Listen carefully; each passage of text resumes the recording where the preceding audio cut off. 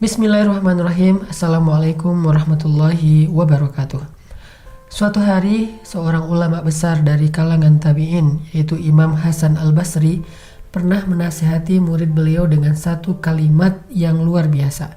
Kata Imam Hasan al-Basri, dunia dan akhirat adalah seperti timur dan barat. Jika engkau condong ke timur, maka engkau menjauh dari barat.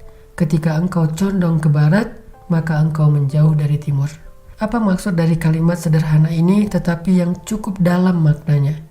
Menurut Imam Hasan al-Basri, hati kita itu tidak mungkin condong kepada dunia dan akhirat sekaligus.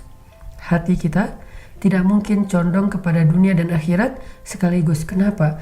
Karena dunia dan akhirat itu adalah seperti dua arah yang berlawanan. Dalam urusan hati, bukan dalam urusan zahir. Karena dalam urusan zahir, kita bisa meraih akhirat dan dunia sekaligus. Seperti orang yang bersedekah, dia bisa mendapatkan pahala di dunia dan bisa mendapatkan pahala di akhirat. Pahala di dunia, hartanya bertambah. Pahala di akhirat, Allah akan masukkan dia ke dalam surga. Itu dalam urusan zahir. Tapi dalam urusan hati, yaitu mencintai, tertarik, siapa yang lebih menggairahkan, siapa yang lebih nyaman dirasakan di dalam hati, itu nggak bisa dua-duanya. Hati hanya condong ke satu arah. Dan dunia akhirat letaknya berlawanan di dua arah yang berbeda. Yang satu di barat, yang satu di timur.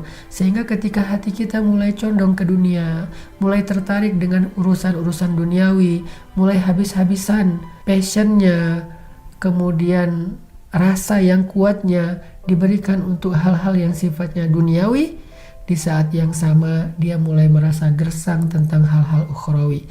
Dia mulai lalai dari hal-hal yang sifatnya ukhrawi. Dia mulai enggan tentang hal-hal yang ukhrawi. Dia merasa nggak tertarik dengan hal-hal yang ukhrawi. Itulah hati.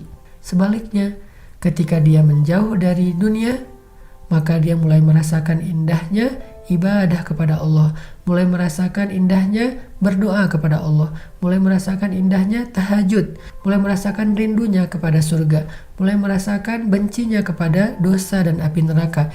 Itu rasa terbangun dengan sendirinya ketika dia condong ke salah satu arah. Sekarang kita tanyakan pada diri kita masing-masing, rasa apa yang paling kuat yang kita rasakan di dalam hati tentang dunia dan akhirat? Apa yang membuat kita tiba-tiba bergairah saat mendengar sebuah tawaran?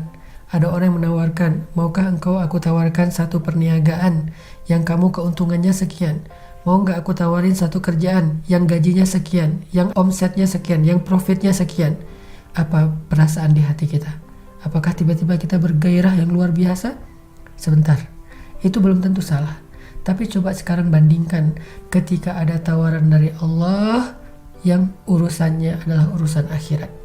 Allah menawarkan surga, Allah menawarkan terbebas dari api neraka, Allah menawarkan naungan di padang mahsyar, Allah menawarkan cahaya di padang mahsyar, Allah menawarkan ringannya hisab bahkan tidak dihisab.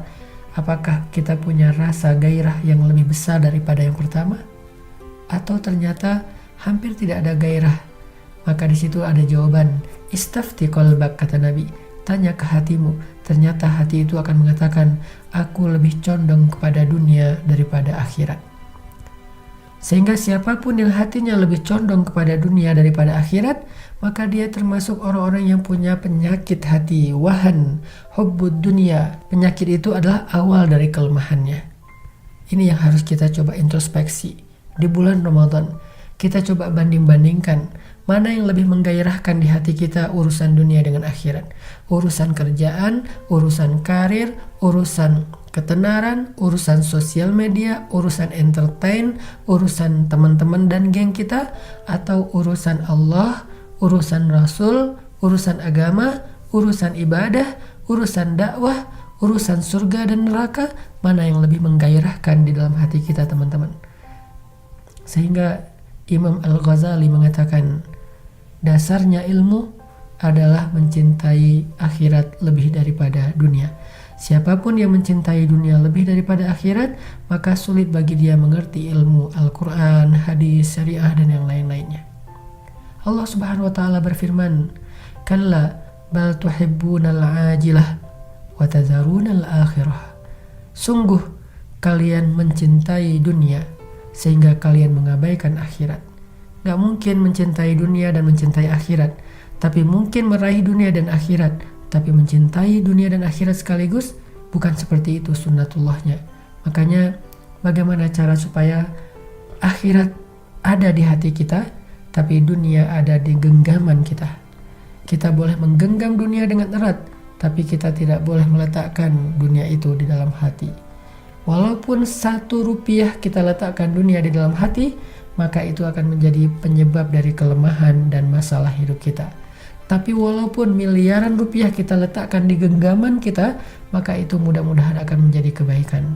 Permasalahannya adalah dunia itu di genggaman atau di hati. Barakallahu fikum.